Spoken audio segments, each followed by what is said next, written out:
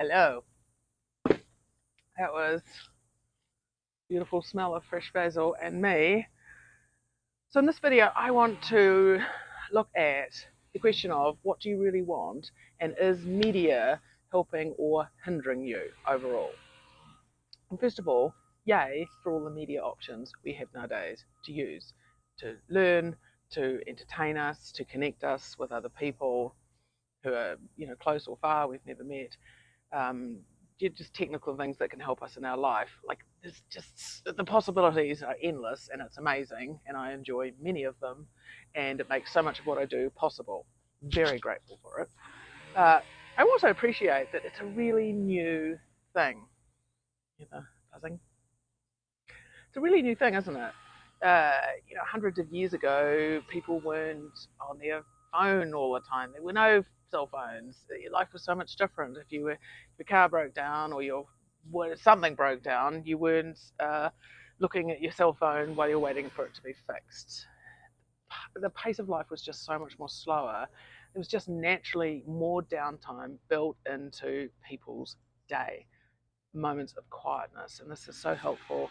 It lets our brain just kind of chatter away and kind of get all this talk um, kind of off its chest that it needs to, and then we can kind of more easily sort of feel a bit calmer.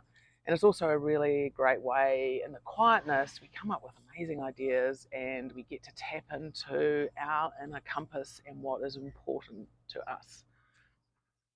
So it's this um, I just, this idea that human beings, all of nature evolves slowly, and we all adapt. But when you think about the change with technology and how quick it's happened, and then you look at us human beings and we're trying to like scramble, and it's not a wonder that it's easy to get out of balance with these amazing new tools. And, we all know that it's not accidental that we're finding them habit forming. It's not accidental that it's easy to get out of balance with the latest new amazing TV show. There's a reason they make the end of the episode so compelling that you just want to click through and watch the next one. You don't even have to click, do you? It just starts playing. Social media is the same. The likes, the hearts, the shares, all of that kind of stuff just taps into what the human brain really likes, and that's approval. And so again, this is not accidental. So let's be gentle on ourselves if we sometimes get out of balance. So there's two questions I think we really need to ask ourselves. The first is, what do you really, really want in your life now and in the future? Your personal life and your business life. For instance, I really want to connect with my family. I want to enjoy my daughter as she's growing up. I want to connect with friends. I want to be present when I'm with them, really present. I want to, for me, what do I enjoy? I really love being out in nature and enjoying that. It fills me up. Writing, deeply passionate about writing and drawing and painting, writing, and all of that kind of stuff. And I feel compelled to just share insights that have helped me. This is really important to me in my life. So these are just some of the things that are really important to me. So take a moment, write down all of the things that's important to you now and in the future. Another thing that's important to me is to do with writing. For instance, I really want to write another book, and I know what it is. This week I've decided what my next book is going to be about, and I'm really, really excited about it. So what's important to you, and then take stock of your media use. Write down all the different types of media and kind of sort of circle the ones where you feel like you're a little out of balance, where your use, where you're spending a lot of time on it, and where it's not serving you if you look at what's really important to you. So for instance, if I was watching a lot of TV in my life at the moment, it would not serve me. I would not have time to write the book or teach, frankly. I can't, I'm mostly looking after a child and then working around that, so I just wouldn't have time. So this reminds me that there's no right or wrong. Like, there's no right amount of TV that's okay. There's been lots of time in my life where watching lots of TV I felt was just fine. So we don't need to be judgmental, no right or wrong, just be gentle with yourself. Remember, these are devices and apps and things that have been made to hook you in and to be used, and our brain just loves them. Our brain loves being busy. Our brain loves the instant high that we get from being on. Now, I think this is a really exciting exercise, especially when we don't judge ourselves, because what we're doing is we're like really getting what we want. Like, for instance, if it's connection with family or whatever, really being able to decide what's important to us and then sort of adapt our life to make sure we're getting that is very exciting.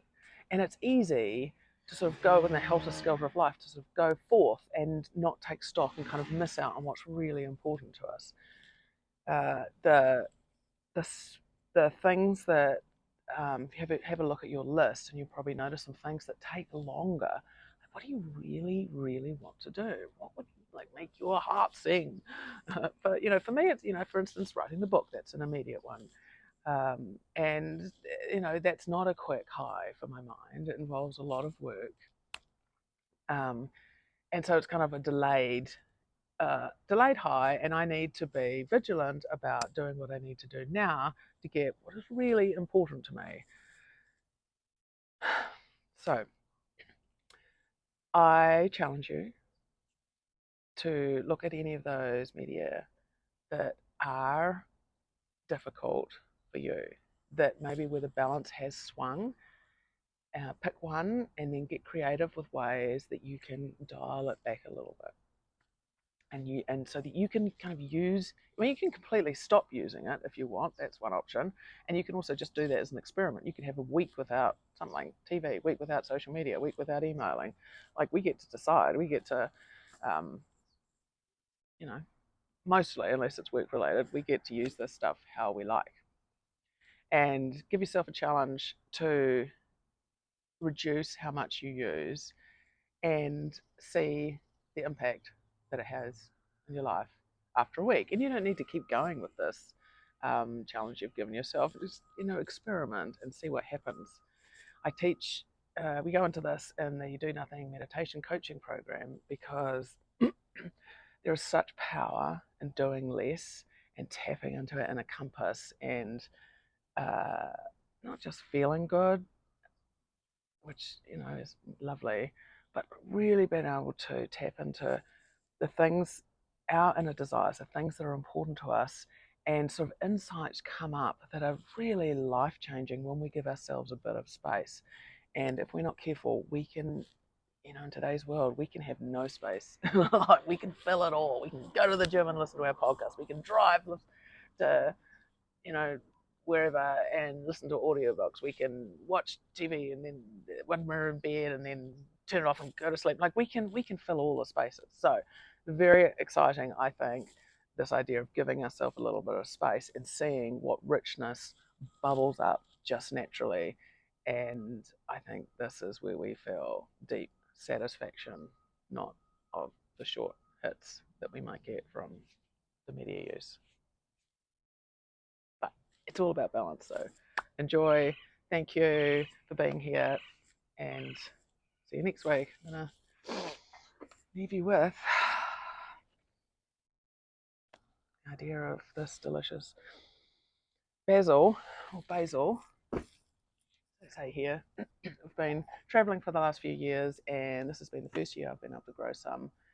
And we've been loving it in meals, and I just think it's amazing how much different it tastes when you just pick a little bit off. You hardly need any, a few leaves, and it tastes so much stronger than when you buy it.